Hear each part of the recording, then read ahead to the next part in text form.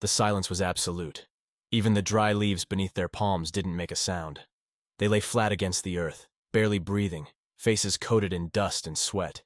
De Los Santos on the right, Rivera on the left. Just ahead, a low ridge, and beyond it, the enemy base.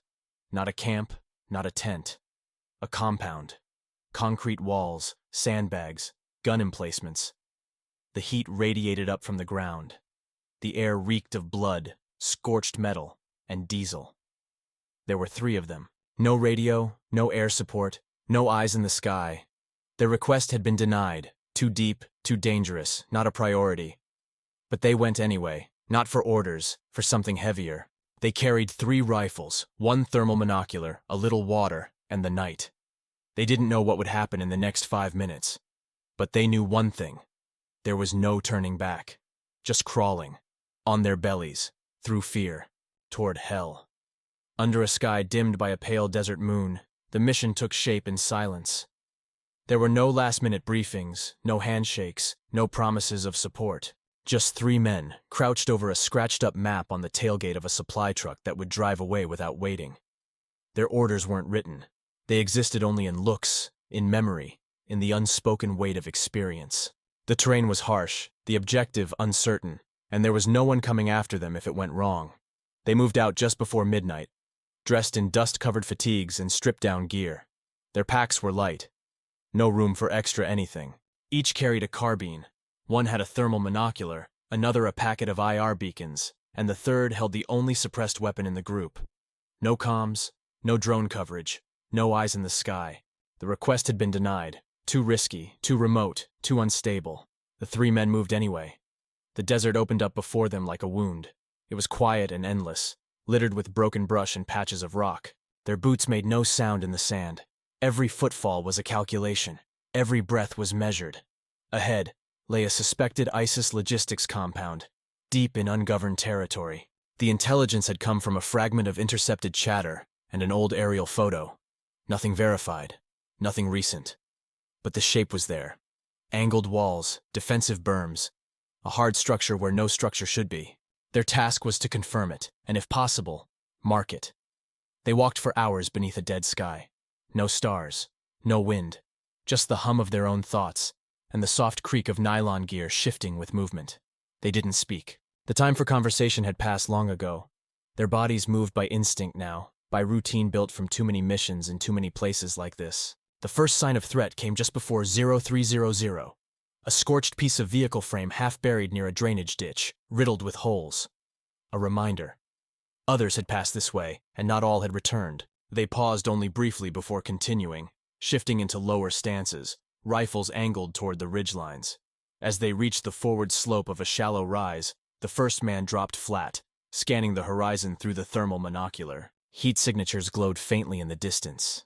Slow movement, patterns of pacing. Human.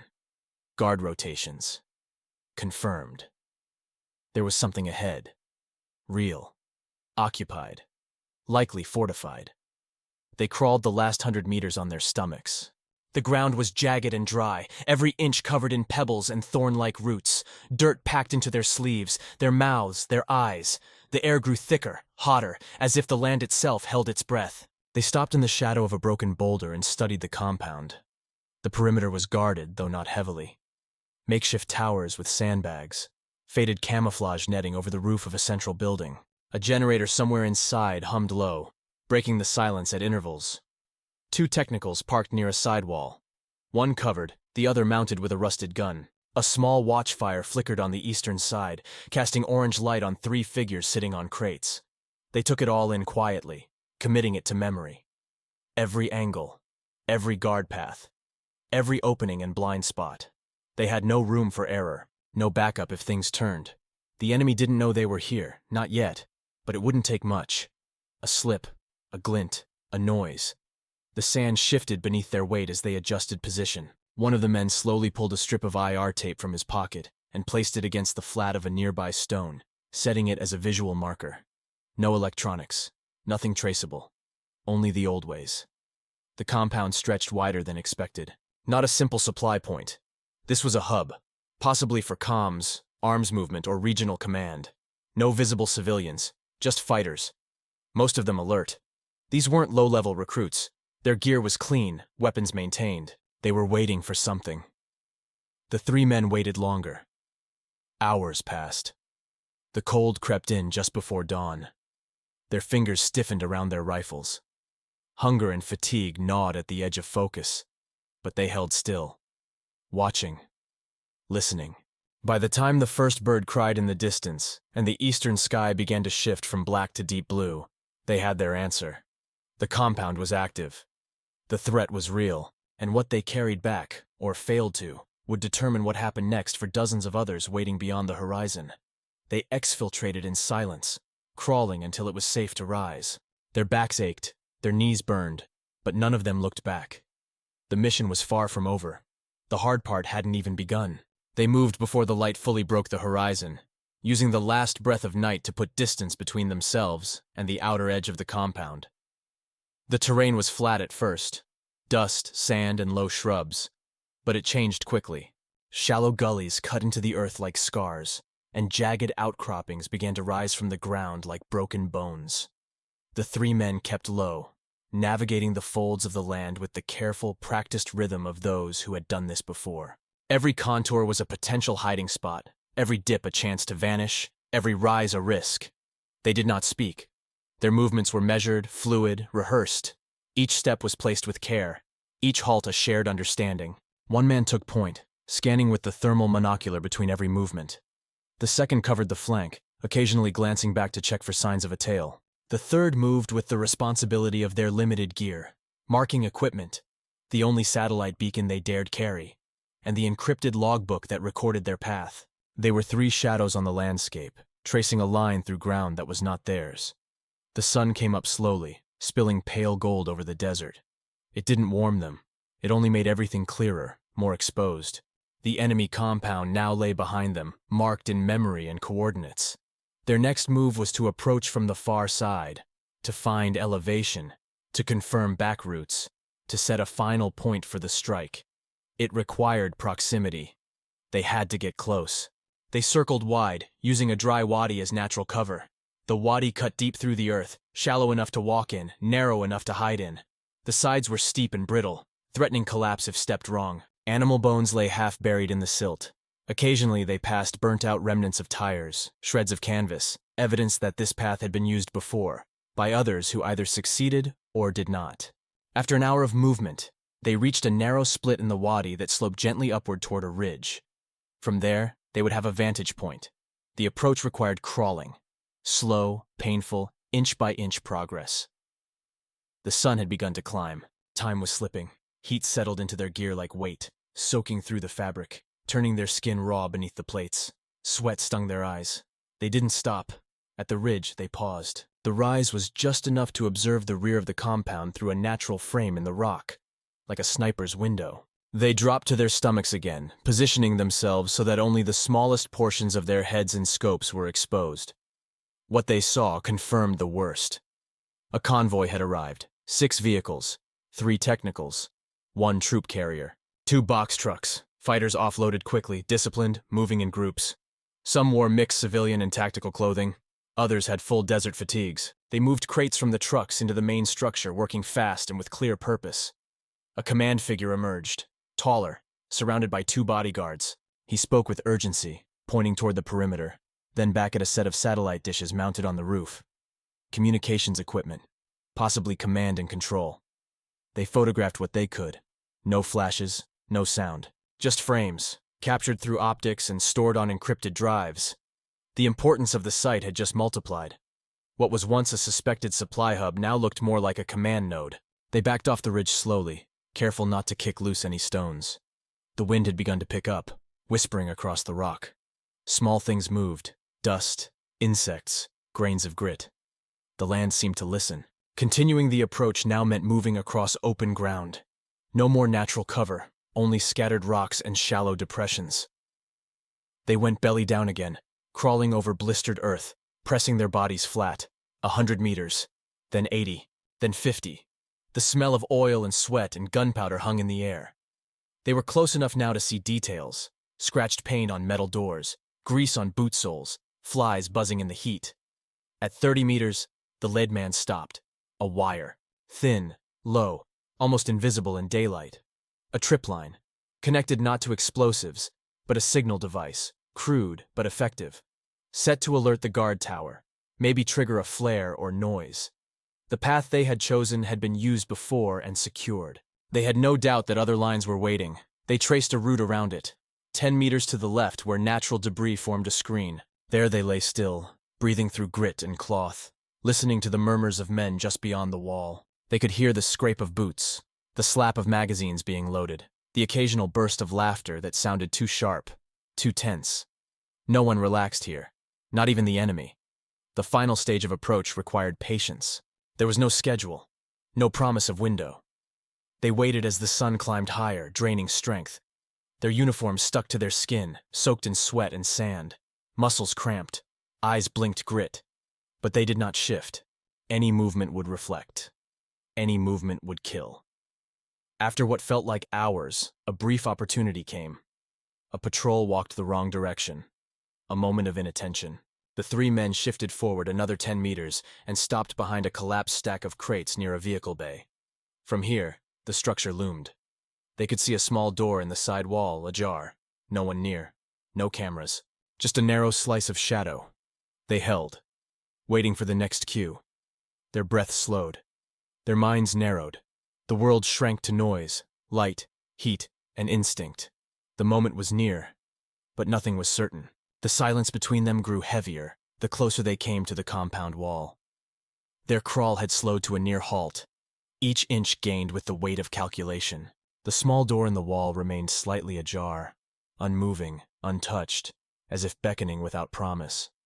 From their position behind the decaying crate pile, they had a full view of the side entrance, but no visibility beyond. It could be a service entrance, an escape route, or a trap. Their original plan had been simple: recon, observe, mark, retreat, avoid detection, avoid engagement, confirm and vanish. But plans don't survive terrain, weather, or opportunity. What lay in front of them now was opportunity, and with it came risk. They had photographic proof of the compound's significance, yes, but the kind of proof that brought action required proximity. Eyes on interiors, confirmation of equipment. Coordinates weren't enough for a strike of this magnitude. Not unless they wanted to risk killing civilians or missing the true target. And now, for a fleeting moment, they were close enough to see more, if they moved. It wasn't spoken. There was no need. Each man understood what came next would change everything. Entering enemy ground would mean abandoning the last shred of invisibility they held. It would mean gambling the entire mission and their lives on a doorway barely wide enough to squeeze through. But it also meant clarity, certainty, impact. With no support, no comms, and no exit plan beyond instinct, they weighed the only thing left: the mission versus the men. The decision came in motion, not words. The lead man, holding the thermal monocular, shifted forward and began the crawl. The others followed. Not faster, not louder, just resolute. The wind was on their side for the moment, covering soft movement, keeping the flies busy elsewhere. They used it like cover, timing each pause with its push. Dust blew past their elbows. Heat shimmered off the cracked earth. They became fragments of terrain. At the door, they paused again. One covered, eyes wide, pulse buried deep behind the steady hand on his trigger. Another shifted, checking corners, scanning the angle of entry. The lead reached forward and tested the door, gently. It didn't squeak. It opened an inch more with a whisper, enough to allow a slow peek inside. Beyond the door was a narrow corridor, dimly lit by slats of sunlight leaking through gaps in the roof. The floor was dirt, not concrete, scattered with oil stains and boot prints. To the right, it curved out of sight. To the left, stacked crates marked with faded stencils sat untouched. The air smelled of gunmetal, sweat, and burned plastic. They slipped inside, one by one, low and controlled. No talking, no footsteps. The corridor muffled the outside world. It felt colder here, not in temperature but in tone. This was not a place of chaos. It was organized, intentional, dangerous. They reached the crates and paused. One man pulled out a mini camera from his rig and took silent photos of the markings. Cyrillic letters, ammunition designations. The enemy was better supplied than expected. This wasn't just logistics. It was supply and distribution, possibly regional. The kind of hub that supplied entire cells across several towns. Taking it out would mean weeks, maybe months of disruption. Footsteps echoed faintly from the far end. They dropped behind cover, breath shallow. A man passed, unaware. He was armed, uniformed, walking with confidence. Not a guard, an insider, a commander, or someone with authority. He turned and disappeared down another hallway. No one moved. They waited until the echoes faded. They had what they needed, but they were still inside. That meant their escape now had to be perfect. Every step out was a chance to be seen, heard, or caught. The corridor that had offered a gift was also a tunnel. The walls felt closer now, the light harsher. Still, they backed out the way they came, step by step, slow and methodical. The door remained open. The outside light poured in like salvation. When they reached the threshold, the first man paused again, not in fear, but in calculation. He checked the skyline. No shadows, no movement. The desert remained indifferent. They slid back into the heat, one by one, fading into dust again. The margin for error had collapsed. The only route left was extraction, and the only help was each other. And yet, none of them doubted the decision. It had been the right call, even if it might kill them. They crawled the way they came, every part of them strained by adrenaline, weight, and consequence. Their hands were raw, knees torn, eyes burning from sun and sand. But the weight on their backs was lighter now. They carried proof, real intelligence, the kind that justified everything. And ahead, the long road home waited, lined with silence, danger, and distance. But they didn't stop. Not now. They had already chosen. They didn't make it 30 meters from the compound before everything changed. The sun had begun its slow descent behind the distant ridge, painting long shadows across the open desert, blinding their flanks with flares of gold and dust. The air was dry but heavy, humming with tension. They moved as they had before, low, deliberate, nearly invisible. But this time the landscape betrayed them. The second man in the line, Rivera, caught a glint from the left, just a flicker, a reflection off something glass or metal. He froze. The others felt the shift in pace instantly, their movements halting in perfect sync. Eyes scanned, rifles steady, breathing shallow. Then the first crack tore through the silence.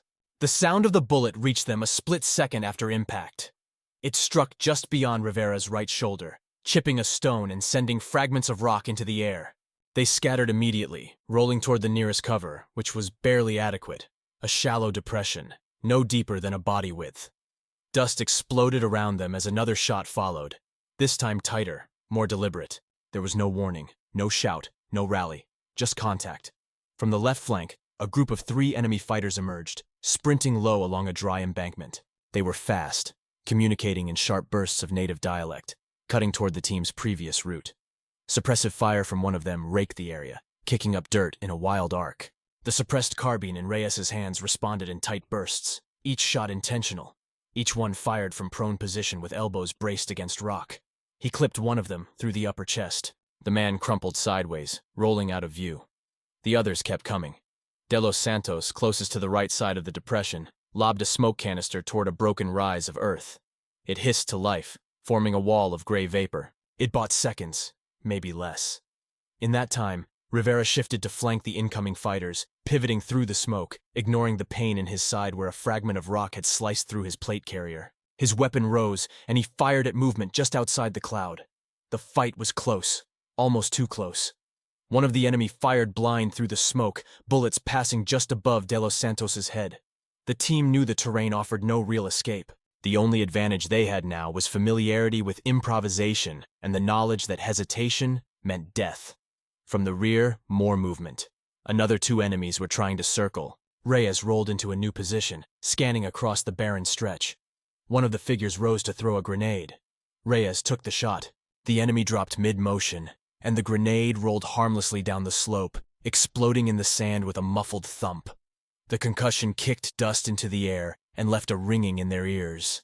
Rivera moved too quickly after the shot, rising half-exposed to check the second body. A single round caught him in the thigh. He went down hard, biting into the dirt to stifle the yell. De Los Santos dragged him backward, leaving a red trail behind them. They reached the base of a narrow rock outcropping and regrouped, breathless, eyes wide, blood mixing with sand. Reyes adjusted fire, laying down quick bursts to push the remaining attackers back. For a moment, it worked. The gunmen hesitated, ducking behind stones and ducking fire. One tried to reposition, but caught a round in the neck. Another pulled back entirely, vanishing over the ridge. The tempo slowed, but the threat remained. The team took quick stock. Rivera was conscious, pale, gritting through pain. The wound was deep, but survivable, if they got out fast. Ammunition was running low.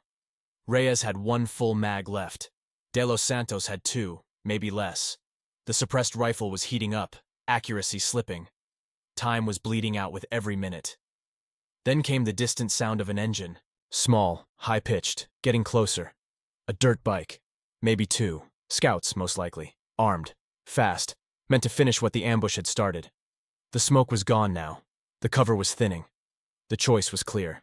Reyes and De Los Santos made a split call. They would move, carry Rivera if needed, abandon stealth, move across open terrain until they could reach the fallback point. No more crawling, just speed and violence. They popped 2 frags into the ridge to force the shooters back. The explosions shook the dry ground and echoed into the hills. Then they rose, Reyes pulling Rivera across his shoulder, De Los Santos laying down fire behind them. The ground they had crawled over just hours ago now stretched like a killing field. Every movement was exposed, every sound magnified. The enemy responded with fresh fire, rounds trailing close. De Los Santos dropped to one knee and returned fire in bursts, covering Reyes as he staggered forward under the weight of his teammate. They moved in a broken leapfrog, shouting directions they couldn't hear over the roar in their heads. The dirt bike crested the far side just as they reached the edge of the depression leading back into the wadi. De Los Santos fired once, twice, the shot slamming into the rider's chest. The bike tumbled, flipping end over end before disappearing into a ravine. The second rider veered off, disappearing into the haze. They made it to the rocks and dropped low again. Reyes lowered Rivera gently, checking the bleeding. The tourniquet was still holding. The wound hadn't worsened, but they were burned out, exhausted, wounded, barely breathing. The air was still. The gunfire had stopped. For now, they didn't cheer. They didn't relax. They simply lay there, surrounded by silence that felt like a trap, knowing more would come. Knowing that every decision from this point forward had to lead them out, or it would lead to nothing. The quiet that followed the last shot was deceptive, like the moment between a held breath and its release. The 3 men lay low behind the uneven ridge, the sharp edge of the wadi wall rising behind them, cracked and brittle from decades of erosion. Heat pulsed off the ground in waves, and the shadows stretched long across the sand. It was the kind of silence that came not from peace, but from tension waiting to snap. Rivera was semi-conscious, his breath fast and shallow. The tourniquet held, but he had lost blood. His skin had taken on a pale gray hue, his hands limp by his side. Reyes knelt beside him, checking pulse, feeling the sluggish rhythm of a body losing its will to stay alert. De Los Santos sat crouched behind a boulder, watching the far horizon, rifle pointed where the dirt bike had last vanished. There wasn't time to process anything. No room for reflection or pause. They still had a mission to finish. The data they had gathered in the compound, the photos, the heat signatures, the location of the command vehicle, all of it meant nothing unless it reached the strike team. The final step had always been marking the site for air support. Now, with Rivera down and ammunition running low, that step became the most dangerous part of the entire operation. Reyes pulled the IR marker kit from his pack. It was a small case, heat-resistant, barely the size of a field ration. Inside, a collapsible tripod and a beacon designed to transmit for a short burst, just long enough to lock a satellite-guided munition onto a target zone. It wasn't fancy. It didn't need to be. It just needed to survive the next 10 minutes. The problem was placement. The beacon had to be deployed within visual line of sight of the main structure, with clear atmospheric conditions. Their position behind the ridge wasn't enough. They needed to crest the wadi and push up the adjacent incline, fully exposed, to set it. It was a death run, but it was the only way. De Los Santos didn't hesitate. He took the beacon, nodded once, and moved. His movements were fast but controlled. He went low and fast, crossing the dry gully like a shadow. Reyes stayed with Rivera, scanning the horizon, heart pounding with every second De Los Santos remained visible. It took less than 30 seconds for De Los Santos to reach the hilltop. He dropped prone, jammed the tripod legs into the soil, and attached the beacon. It locked into place with a click. The unit blinked once, then again, then emitted its first signal. A silent, invisible pulse shot upward into the sky, bouncing off a waiting relay, then vanishing into the upper atmosphere. 2 more pulses followed, 3 total. The lock was confirmed. De Los Santos yanked the tripod from the ground and dropped a thermal strip beside it. A failsafe. If the satellite tracking failed, the thermal would act as a last-ditch guide. Then he rolled away from the edge and sprinted back toward the ridge, just as gunfire cracked across the valley. They had been spotted. Rounds impacted around him, snapping into dirt and rock. A shot grazed his shoulder, slicing through fabric and scoring the skin beneath. He didn't stop. He tumbled the last few meters down the slope, sliding on loose gravel until he landed hard beside Reyes and Rivera. Reyes dragged him behind the rock formation. Blood ran down De Los Santos's arm in a fast stream, but he waved it off. The shot had missed bone. He could still move. He could still fight. Above them, the echo of the gunfire continued, but it wasn't coordinated. The enemy hadn't fully visualized their position. That meant they had seconds, maybe a minute, before pursuit began. They made the decision in one look. Reyes would carry Rivera. De Los Santos would cover. There was no alternate route, no safe zone, just the old extraction plan, back through the dried creek bed, around the base of the rock face, and into the broken fields beyond. If the strike team hit the compound on time, the chaos would cover their escape. If not, they would be hunted through open desert. Reyes slung Rivera's arm around his shoulders, lifting him with a grunt. Rivera stirred, blinking weakly, but said nothing. His legs dragged. De Los Santos led the way, moving just ahead, scanning constantly. His shots were sparse, controlled, fired only when absolutely necessary. Suppression was impossible. Delay was the goal. They ran. The terrain was punishing. Each step drove grit deeper into open wounds. The dust made breathing harder. The sun was lower now, casting everything in long, red-orange streaks. Their shadows stretched across the sand like ghosts chasing them. Behind them, the sound of pursuit grew. Engine noise, shouted orders. But not close. Not yet. Then, in the distance, the sound they had waited for. A deep, rolling boom. It came low, like the earth cracking open, followed by a second sharper impact. A plume of fire erupted behind the compound wall. Then another. The first airstrike had landed. The sky lit with flickering orange. Smoke billowed into the atmosphere. Screams carried on the wind. Chaos had arrived. De Los Santos turned and fired a single round toward the ridge. More instinct than tactic. Reyes didn't look back. He just kept moving, each step heavier than the last.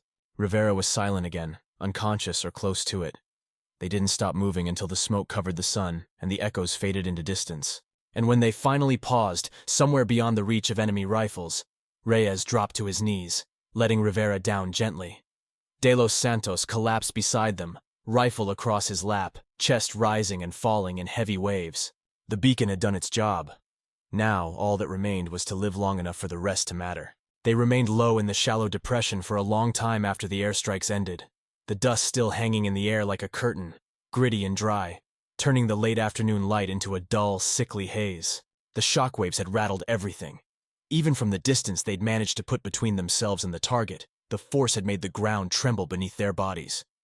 Reyes could feel the vibrations lingering in his bones. His ears still rang from the concussions, muffling the world around him, as if it all now existed underwater.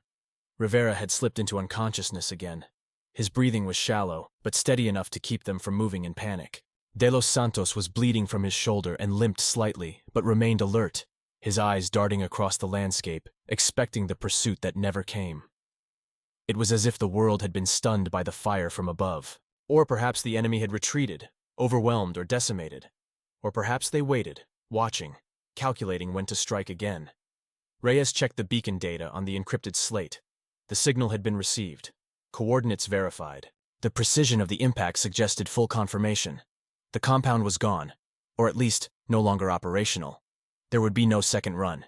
The airspace had cleared. The mission was, by all practical standards, complete, but there was no sense of triumph. There was no cheering, no sense of victory, just exhaustion, silence, pain. and the long stretch of desert still separating them from safety. They moved only when the sky began to shift into early dusk, the shadows growing longer, the temperature dropping sharply. Reyes hoisted Rivera again, one arm slung over his shoulders, dragging him step by step. De Los Santos led the way, following the terrain lines they had memorized during the approach, choosing paths that offered at least partial concealment. They made no sound beyond the crunch of boots in dust and the quiet, involuntary gasps of bodies pushed to their limits. They walked until night swallowed the desert whole. The stars came out slowly, emerging like distant eyes in a black sky. The moon had yet to rise, and the cold set in fast, biting through sweat-soaked uniforms and blood-soaked bandages. They stopped only once to apply another dressing to Rivera's thigh. De Los Santos used the last of their gauze, wrapping it tight while Reyes kept watch. No words passed between them. There was nothing left to say that hadn't already been decided by action. Their extraction point lay nearly 8 kilometers from their current location. They had hoped to reach it by nightfall, but reality pushed back. The terrain was slower now, every rise a mountain, every dry riverbed a maze of twisted stone. Reyes carried Rivera until his legs nearly gave. Then De Los Santos took over, despite the pain in his shoulder, bearing the weight without complaint. It was not about strength anymore. It was about will. They reached the crest of a low hill just past midnight. Below them, in the dim distance, the faint glow of a chem light blinked behind a broken section of ridge, an IR marker placed hours earlier by another unit. The sight of it nearly brought Reyes to his knees. He steadied himself, focused, took a deep breath that felt like it stretched forever. Then they descended. The medevac bird landed without noise, a whisper of rotor wash. The lights were dimmed. 2 figures emerged from the shadows. Rangers, quiet, professional, no questions, just movement. Rivera was lifted onto a stretcher, an IV line was established, vitals checked. Reyes and De Los Santos climbed aboard, their boots dragging, their bodies hollow. The flight back to the forward operating base was short, but every minute felt like a year. The interior of the aircraft was cramped and cold. The hum of the engine was the only sound besides the soft beep of medical equipment. No one spoke. No one asked what had happened. In that space, silence was the only thing sacred. When they landed, medics swarmed the helicopter. Rivera was rushed out and wheeled away. Reyes followed as far as he could before being told to stop.